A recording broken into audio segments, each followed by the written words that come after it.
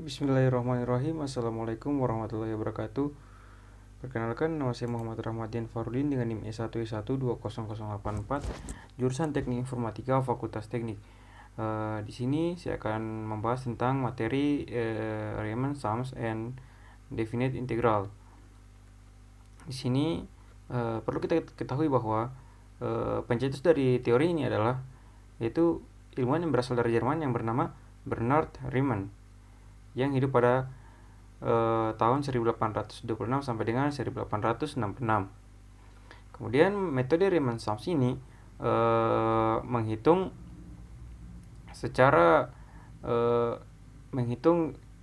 kurva yang ada batasannya, di mana di sini ada sebuah contoh di mana sebuah kurva yang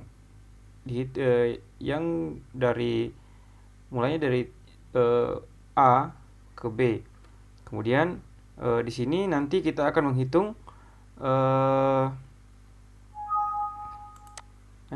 menghitung luas daerah dari yang dimana rentang dari A sampai B.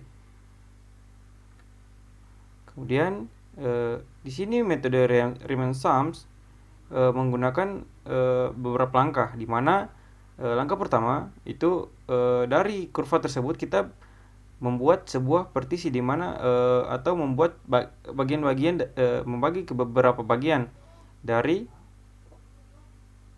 kurva tersebut, di mana itu A sama dengan T0 lebih kecil dari T1 lebih kecil dari T2 sampai dengan Tn kurang 1 lebih kecil daripada Tn, di mana Tn ini adalah B.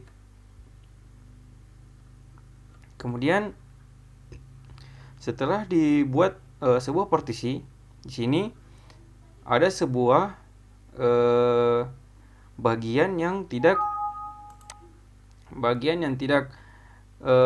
dikenai oleh sebuah partisi ini. Nanti di sini kita akan menghitungnya, tetapi terlebih dahulu kita menghitung daerah luas yang telah kita buat ini atau partisi yang kita buat, di mana nanti sebuah partisi yang kita buat ini akan dihitung juga dari TI kurang 1, dan TI 1 ini akan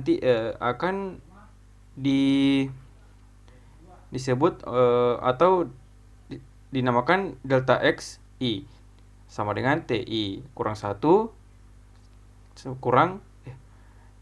maksudnya delta XI ini jika dijumlahkan maka TI kurang 1. Jadi TI-nya dulu di depan lalu dikurangkan TI kurang 1. Kemudian nanti delta X ini akan dimasukkan ke rumus FXI karena ini akan mencari luas atasannya. FXI dikali delta X. Kemudian di sini setelah penjelasan tadi, kita di langkah ketiga ini kita diberikan rumus untuk menghitung dari beberapa partisi tadi.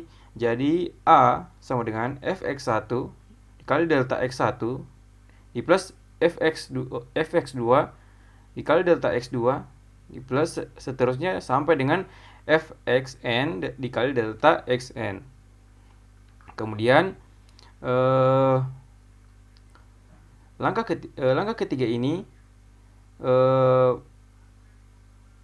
dari langkah ketiga ini akan digunakan rumus, yaitu A sama dengan sigma I sama dengan 1 sampai dengan N, di mana f xi dikali delta xi, dan ini rumus ini dinamakan dengan Riemann sum.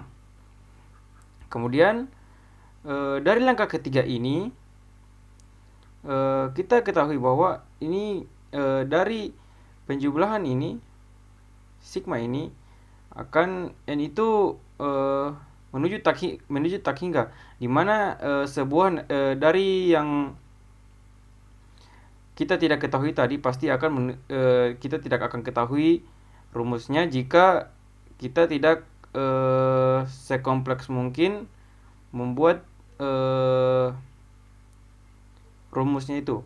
Jadi rumus ini kita ubah menjadi A sama dengan limit N menuju tak hingga dari sigma I sama dengan 1 sampai N, di mana Xi dikali delta X. Kemudian langkah keempat ini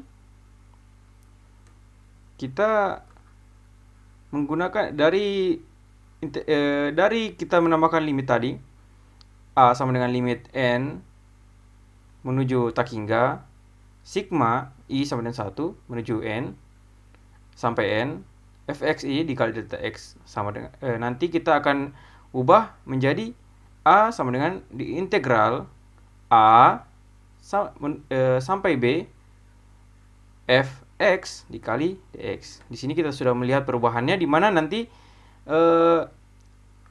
ini semua tetap berubah. Jadi Fxi itu diubah menjadi Fx.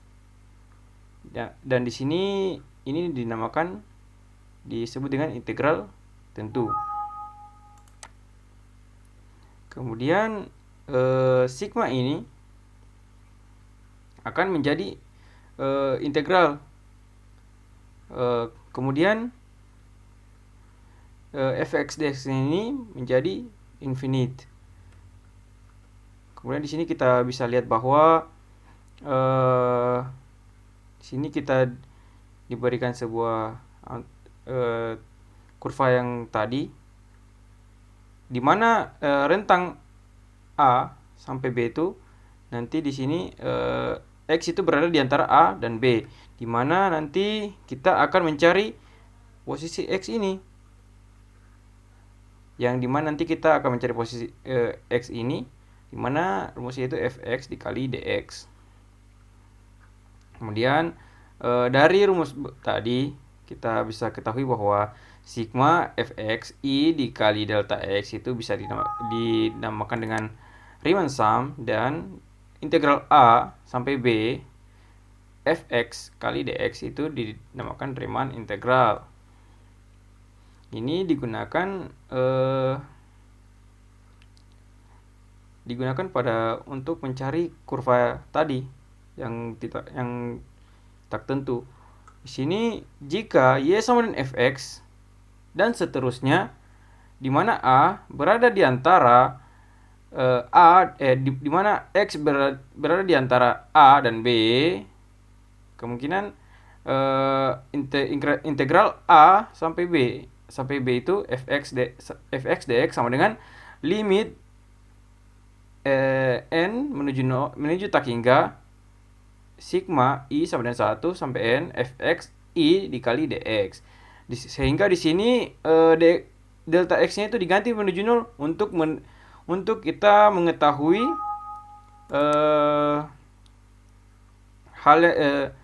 daerah yang tidak mengenai partisi tadi yang telah kita buat. Sehingga delta X-nya ini kita diganti dengan 0 untuk mencari sebuah jumlah yang tentu. Kemudian di sini lambang dari integral A ke B itu dinamakan terminal, sedangkan Fx dinamakan integral, dan dx-nya itu diferensial. Di sini kita diberikan sebuah contoh, di mana di sini ada sebuah kurva yang berbentuk seperti ini, yang seperti seperempat lingkaran, di mana x kuadrat di plus y kuadrat sama dengan 1, di mana y sama dengan akar kuadrat 1 kurang x kuadrat. Di sini ada. Kemudian di sini kita diberikan sebuah rumus tadi, di mana area sama dengan luas area ini sama dengan integral 0 sampai 1 akar kuadrat dari 1 kurang x kuadrat dx sama dengan pi dikali 1 kuadrat per 4, di mana nanti pi ini kita ketahui bahwa jika kita mencari sebuah luas lingkaran itu kita menggunakan jari-jari dikali pi kuadrat. Di sini kita menggunakan pi karena ini adalah dari seperempat dari lingkaran. Jadi pi kali 1 kuadrat di per 4, maka nanti jadi pi per 4 yang menghasilkan 0,78 dan seterusnya. Kemudian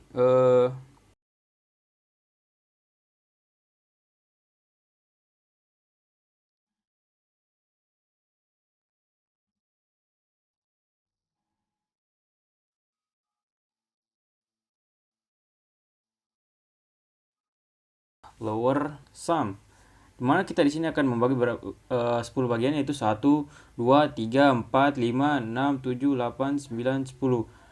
Oke, sini kemudian dari 10 bagian ini kita definisikan dengan L atau bagian lower. Di sini lower itu sama dengan kita gunakan rumus tadi 0,1 dikali akar kuadrat dari 1 kurang 0,1 pangkat 2 di plus 0,1 pangkat maksud saya ditambah akar kuadrat dari 1 kurang 0,2 pangkat 2 di plus akar kuadrat dari 1 kurang 0,3 pangkat 2 sampai dengan akar dari 1 kurang 1 pangkat 2. Nah, itu akan menghasilkan 0,72613.